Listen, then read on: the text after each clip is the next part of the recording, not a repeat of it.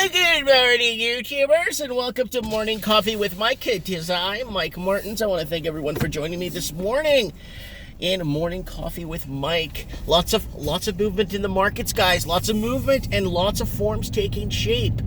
Today's show is going to be called "Could Bitcoin Coexist with Gold?" That is the main question, and where we are headed as a sociedade. Where are we going?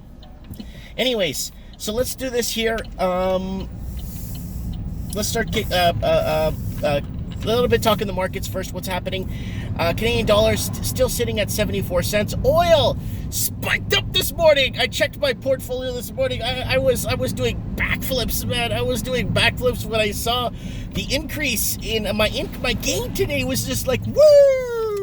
Oil severely. Gold and oil are two commodities that are severely undervalued. So we're going to start seeing what's going on. For the U.S. to profit off oil, it needs to sell its oil. Oil needs to sell at about $103 a barrel for the U.S. to profit off oil. So it's got a long way to go. But at 54 right now, I am sitting pretty as a dividend stock investor. So I invested in the bigger companies.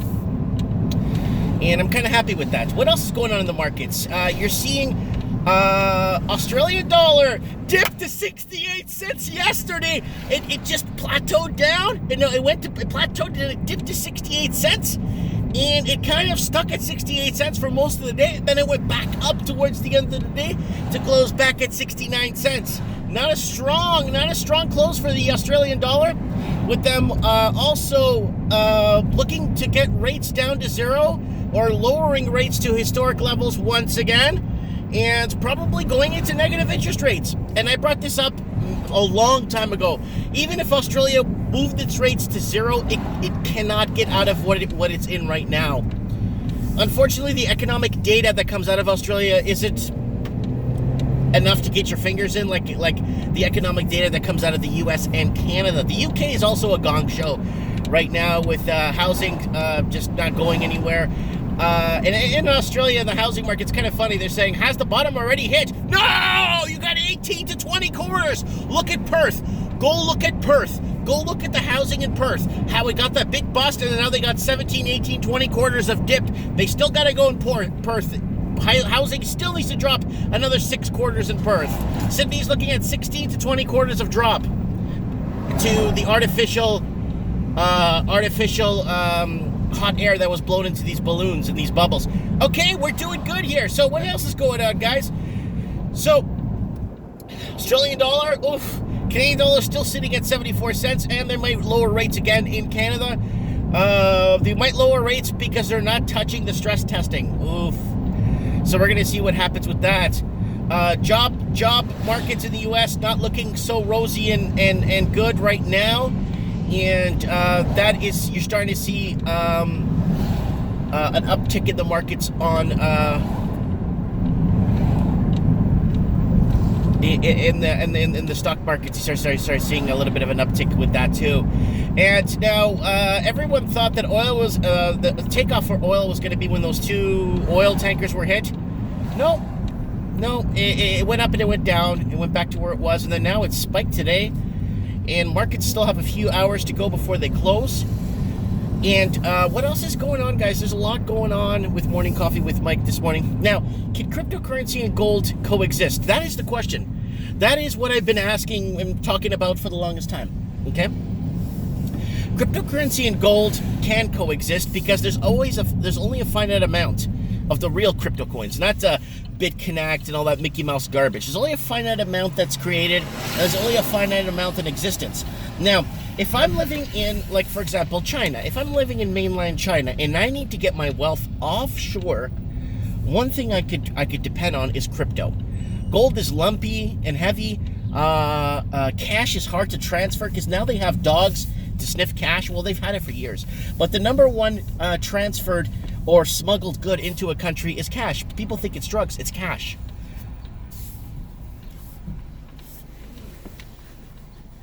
Hi there, Pam. Extra large, dark roast with 1 cream. Sure, anything else? That's it. Thank you. All right, thank you. Okay, so cash is the number one smuggled thing across the borders is cash. A lot of people always think it's drugs, but it's not.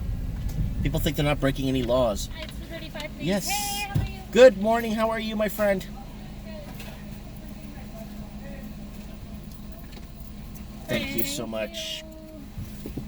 Have a good one, sir. Yeah, I'll see you tomorrow. See ya. Okay, so and I think human trafficking is one of the biggest things that are smuggled across borders, and cash and human trafficking. Okay, anyways, so what is happening, guys? Okay, there's lots happening. So, can crypto and gold coexist together? Could they find their place under the sun together and hold hands as the sun sets and a beautiful starry sky appears? Could they do it together? Yes, they can. There's only a finite amount. There's 7 billion of us on Earth, and crypto will keep going. It will exist. It won't. I don't think it'd go to 100,000. And somebody else predicted it's going to go to 65,000 before it bottoms again. I just don't think it is. I don't think it depends. If you start getting foreign investors on cryptocurrency and starting to trust it as a means to move their money out of the country, you might start seeing a bigger increases in Bitcoin, right? A lot of people thought that Bitcoin was going to go away a few months ago when it went down to like less than $4,000. A lot of people thought crypto that basically was just going to be a fad and it was a thing of the past, but it didn't. It went up, and right now crypto's sitting at new all-time highs. Now, for gold, you're probably wondering, well, my gold is lumpy and it's hard to, to sell off when there's a disaster and blah, blah, blah. But you know what, guys? Because of the dip in the Australian dollar, and right now,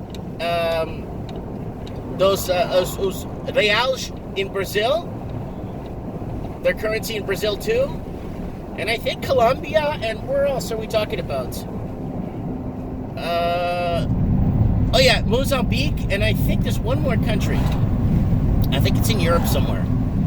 They have now recorded gold has reached all-time highs in those countries because of their severely weak currency. So the real in Brazil, that's a big deal.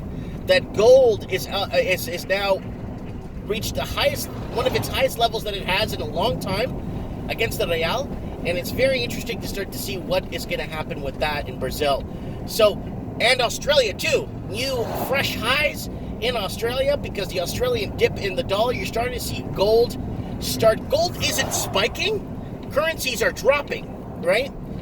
And you start to see more movements in gold because of them lowering rates. Bond markets is, you get a lot of people right now in the bond market scared. You might start to see sell-offs in the bond market, but not only that, you're going to start to see a lot of people in the United States now running to refinance their mortgages, right? To get a deal on their mortgage because they could save quite a bit of money if the Fed does lower rates. But the problem is the only tool that our countries have, Australia, Canada, America, the UK, is the toolbox. The number one tool in the toolbox that's used is rate lowering tools. That's all they use is lowering rates, right? And finding ways to prop the GDP. Well, the GDP is gone, but you don't even believe what the GDP tells you anymore. It doesn't mean anything. I don't think a lot of the big time traders on Wall Street and the big time traders on the ASX and the TSX, I don't think they give a crap what to be honest with you, what a lot of these inflationatory numbers are. They have their eye on the prize, and they know where things are headed, right? Even Peter Schiff mentions it all the time on his podcast, on the Schiff Report. He always mentions how important, how we are, how oil is severely undervalued, and I believe him 1 gazillion %. He's right. Oil for the U.S. and Canada to profit off oil, we got to be selling it at least $103 per barrel, at least, to make it worthwhile, right? So, anyways, I'll keep you guys updated on what's happening with my dad. I'm going to go be visiting him on Thursday. It's my mom's birthday. She's turning 60. So we got a lot of things going on. So could cryptocurrency and gold coexist together? Yes. Everyone's so worried about, gold, and it's a tangible physical asset.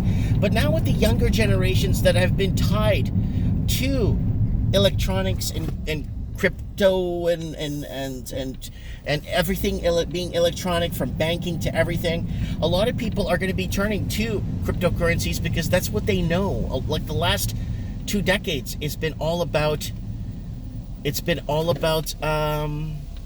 electronics. So I don't see a lot of the millennials and a lot of the younger generations jumping onto gold as easily as we think it is. And the problem with gold is it's not advertised. Gold is not advertised like BitCurrency is, right? There's a million BitCurrency channels. There's a few gold stacking channels, but gold, in my opinion, still, because I'm an old man. I'm 41, and I believe that gold is still one of the most. Countries are buying it up. Even Portugal bought gold recently. I'm like, they have so much reserves. Why are they buying more gold? Well, they're buying up gold too. And, like in case they need to hedge against a falling euro or negative interest rates, right? So in Europe, what's euro going to do? I forgot to mention that. Where's Europe going to go? Europe's going to have to lower rates. It's a negative territory. If the US, Australia, and Canada lower rates, the euro's got to go into negative territory. They're going to have to buy back their debts.